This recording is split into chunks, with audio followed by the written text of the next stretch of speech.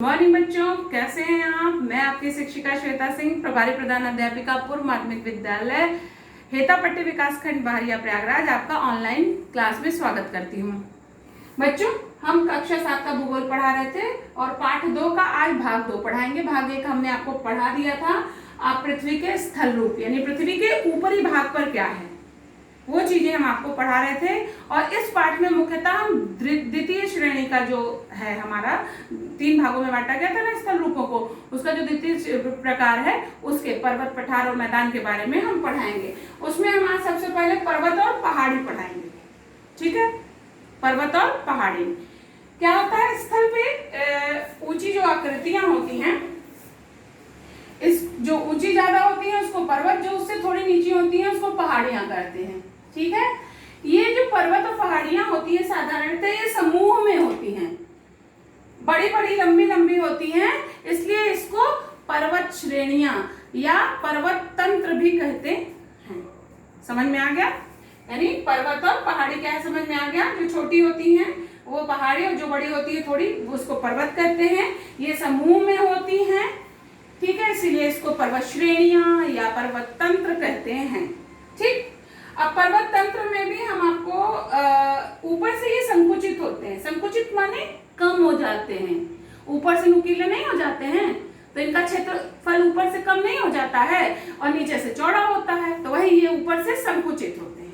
ठीक है, अब हम आपको पर्वत में भी आपको हम 3 प्रकार के पर्वत पढ़ाएंगे। पर्वत कैसे बनते हैं या उनके बनने के प्रकार के हिसाब से हम पर्वत को 3 भागों में बांटते हैं। 3 भागों में, तो जो पहला है उसको वलित पर्वत या भ्रंग कहते हैं। वलित या मोड़दार पर्वत कहते हैं। वलित या मोड़दार पर्वत, जैसा कि नाम से स्पष्ट है। कैसा होगा ये पहले भी हमने आपको थोड़ा थोड़ा बता दिया है, अभी मैं आपको बताती हूँ।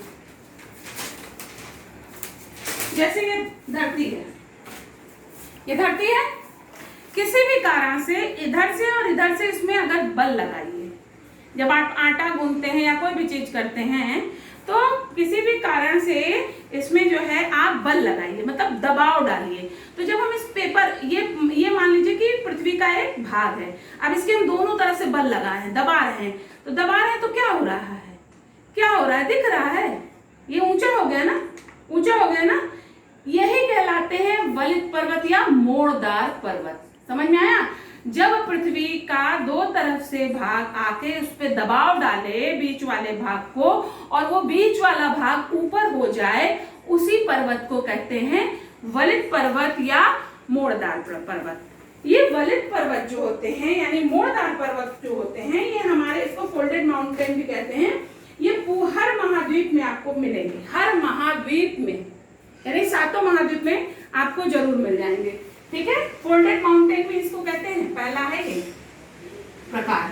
ठीक, अब पहला वलित पर्वत का नाम आ गया हिमालय। हिमालय हमने आपको पढ़ाया था, माउंट एवरेस्ट, उसमें हमने आपको हिमालय बताया था।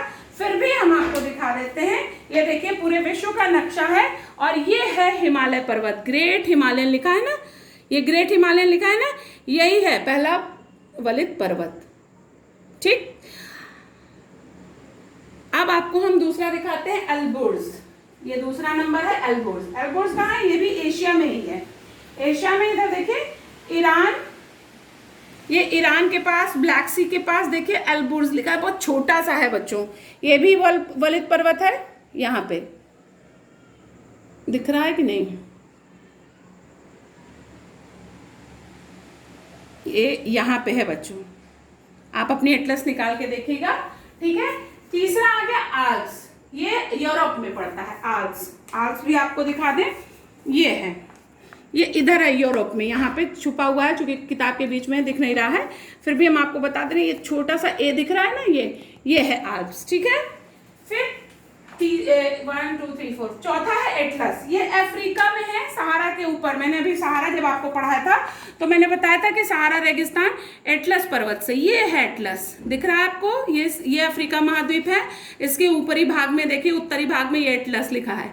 ठीक है, ये भी वलित पर्वत का उदाहरण है।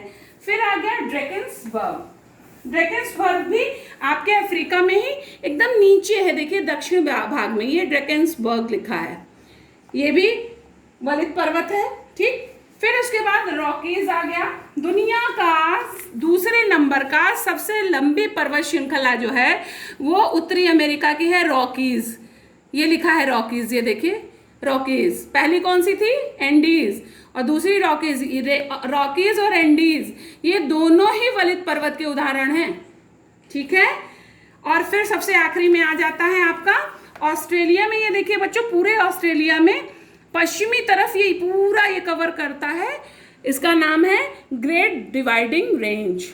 ग्रेट डिवाइडिंग रेंज ये भी वलित पर्वत का उदाहरण है।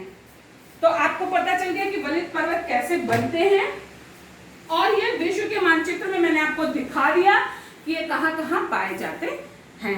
अब आपको ये समझ में आ गया होगा। छोटा छोटा पढ़ाएंगे, जल्दी अच्छे से समझ में आएगा। अब कल मिलेंगे। जय हिंद, जय भारत।